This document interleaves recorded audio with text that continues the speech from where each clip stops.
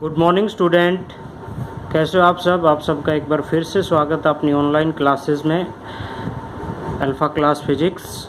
आज हम एक्सरसाइज के क्वेश्चन क्लास 9th के एक्सरसाइज के क्वेश्चंस को सोल्व करने की प्रैक्टिस करेंगे। तो देखिए, how does the force of gravitation between two object change when the distance between them is reduce to half. तो क्वेश्चन क्या है अपने पास, how does the force of gravitation between two object change. दो object के बीच में force of gravitation कैसे चेंज होगा। Between two object change when distance between them reduce to half, उनके बीच के डिस्टेंस को हाफ कर दिया जाए। तो देखिए क्वेश्चन को कैसे करते हैं।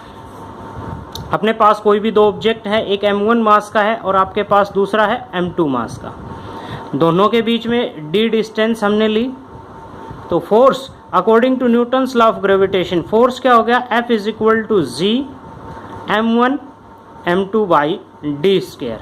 ओके, अब क्वेश्चन कह रहा है कि इन दोनों के बीच में जो डिस्टेंस है उसको हाफ कर दिया जाए। डी की वैल्यू क्या कर दी जाए, d बाई 2 ले ली जाए। तब क्या होगा, आपके पास F डैश न्यू फोर्स किसके इक्वल ले लिया हमने, F डैश जी m1 m2 अपॉन में d बाई 2 का स्क्वायर। d बाई 2 का जब हम स्क्वायर करेंगे तो क्या आएगा आपके पास, F dash is equal to G m1 m2 upon में d स्क्वायर बाई 4। और ये 4 जो है यहाँ से हटके ऊपर गया। तो अब देखिए ये वाला क्या था आपके पास, F की वैल्यू है। ये क्या है, G m1 m2 by D square, F की वैल्यू है। It means F dash is equal to 4F, पहले से 4 गुना। जब हम डिस्टेंस को हाफ कर देंगे तो फोर्स क्या हो जाएगा, 4 times increase distance. When distance half, force become 4 times. Okay, next question हम करते हैं। अपने पास है gravitational force act on all object is proportional to their masses. Gravitational force क्या होता है, ऑल ऑब्जेक्ट का प्रोपोर्शनल में होता है देयर मासेस में। When they are heavy object does not fall faster than a light object. Question को हम ध्यान से पढ़ते हैं। क्या कह रहा है कि gravitational force acts on all object in the proportional of their masses. Gravitational force mass के प्रोपोर्शनल में होता है, directly proportional to the product of their masses. जबकि क्या होता है, when why then a heavy object does not fall faster than a light object. कि एक हैवी ऑब्जेक्ट है और एक लाइट ऑब्जेक्ट है, दोनों में से हैवी ऑब्जेक्ट को फास्टली नीचे गिरना चाहिए, जबकि ऐसा होता नहीं है। देखिए, यदि हम एक पत्थर और एक कागज़ को वैक्यूम के अंदर, वैक्यूम में एक साथ गिराते हैं तो वो दोनों एक साथ नीचे आके गिरते हैं। कारण क्यों है, बॉडीज फॉल फास्टर और slower due to force of gravity और the gravitation, but due to acceleration due to gravity. किसके कारण, एक्सेलरेशन ड्यू टू ग्रेविटी के कारण। दोनों पे एक्सेलरेशन ड्यू टू ग्रेविटी, जी की वैल्यू सेम लग रही है, ठीक है। तो उन दोनों का जो फोर्स है वो एक तरह से क्या होगा, same. G is independent the mass of object, G की वैल्यू मास पे डिपेंड नहीं करती। Both heavy and light bodies fall due to equal acceleration, दोनों पे इक्वल एक्सेलरेशन होने के कारण वो इक्वली नीचे आएंगे। ओके, नेक्स्ट क्वेश्चन करते हैं। What is the magnitude of gravitational force between the earth and 1 kilogram object on its surface. एक ऑब्जेक्ट है जिसका मास कितना है, 1 किलोग्राम, उसके ऊपर अर्थ का कितना ग्रेविटेशनल फोर्स लगेगा, ये हमने फाइंड आउट करना है। Take the mass of earth, earth का मास हमने लेना है 6 × 10⁻24 किलोग्राम। रेडियस ऑफ अर्थ क्या ले सकते हैं, 6.4 × 10⁻6 मीटर। एंड जी की वैल्यू है आपके पास 6.67 × 10⁻11 newton metre square kilogram inverse square. तो जो सबसे पहले अपने पास गिवन है वो लिख लेते हैं। क्वेश्चन नंबर 3 के अंदर आपके पास मास ऑफ द अर्थ, अर्थ का मास कितना दे रखा है आपके पास, 6 × 10⁻24 kilogram.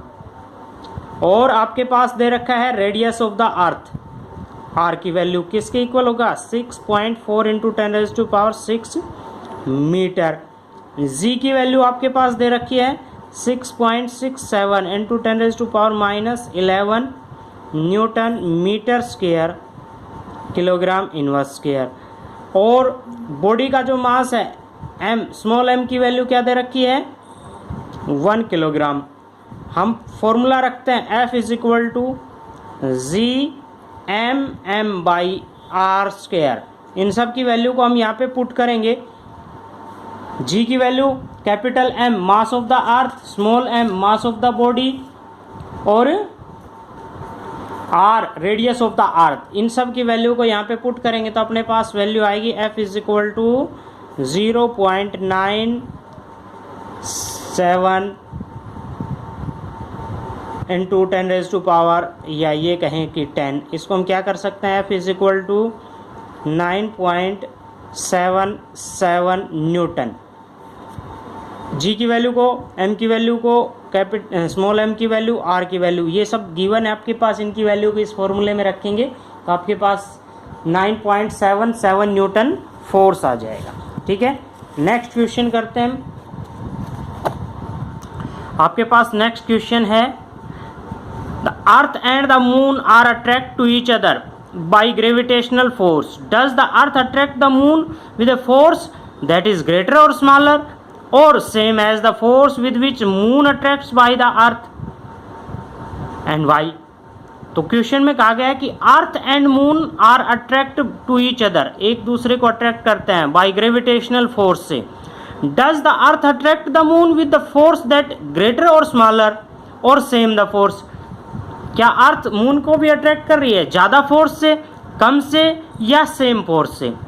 Which the moon attract the earth, जितने फोर्स से मून अर्थ को अट्रैक्ट कर रहा है क्या उतने ही फोर्स से अर्थ मून को अट्रैक्ट करती है? बोथ फोर्स ऑफ, क्या होगा, both the force of earth towards the moon that the moon towards the earth is same. दोनों एक दूसरे के ऊपर इक्वल फोर्स अप्लाई कर रहे हैं। ठीक है, if the moon attract the earth why does the earth does not move towards the moon? यदि क्वेश्चन पूछ रहा है कि यदि मून अर्थ को अट्रैक्ट कर रहा है तो अर्थ जो है वो मून की तरफ क्यों नहीं जा रही? The force of attraction between earth and moon supplies centripetal force, और centripetal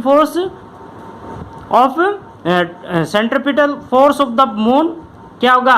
Order to move around the earth in circular path।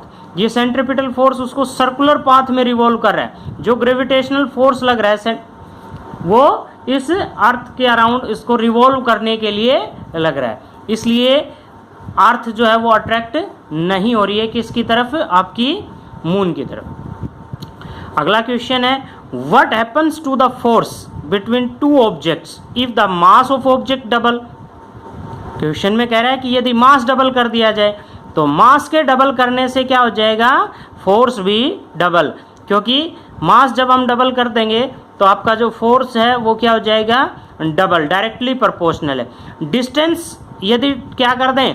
Triple कर दें, डबल और ट्रिपल्ड कर दें। डिस्टेंस को डबल ट्रिपल कर दें तो डिस्टेंस को डबल, डी की वैल्यू डबल करेंगे तो 1/4 क्या आ जाएगा? 1/4, और ट्रिपल करेंगे तो क्या आ जाएगा? 1/9, यानी कि 9 गुना कम हो जाएगा।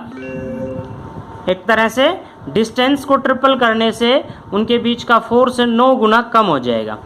अगला क्वेश्चन है, मास of the object is double. दोनों ऑब्जेक्ट का मास डबल कर दिया जाए तो फोर्स कितना हो जाएगा? 4 गुना बढ़ जाएगा। What is the importance of universal law of gravitation? Universal law of gravitation का इम्पोर्टेंस क्या है?